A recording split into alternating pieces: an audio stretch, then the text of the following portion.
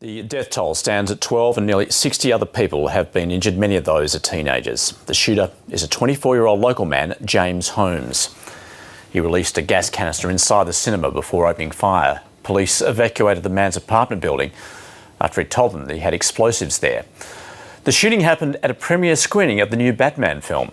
Witnesses said they initially thought it was a publicity stunt, and the FBI has already ruled out any link to a terrorist plot.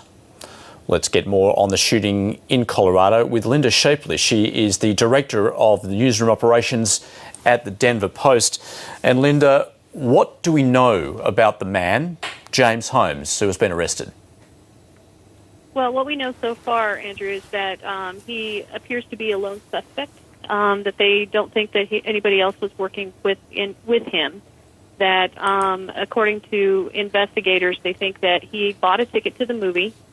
He entered along with the crowd, and then he walked out the emergency door unnoticed and left it propped open. And then he then allegedly returned through the same door and opened fire. And do police have any idea of what the motive may have been?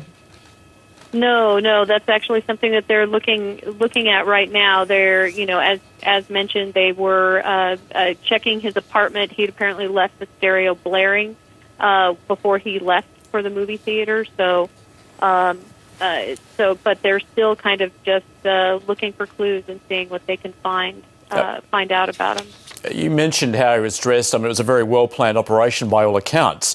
But there were reports that he was dressed as the Joker, a character in the Batman films.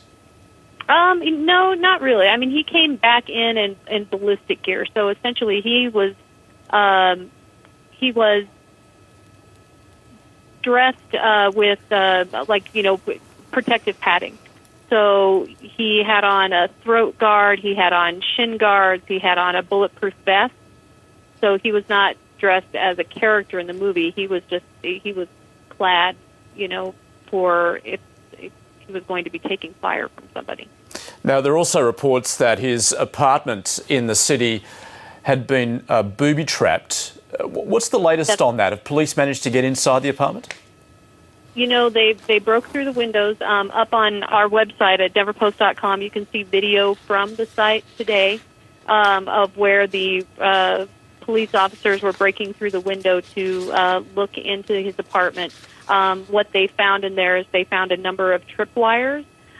They found some explosive, what they felt like were tripwires attached to 1-liter plastic bottles that contained an unknown substance. And so the police chief for Aurora said that he thought that these devices looked pretty sophisticated.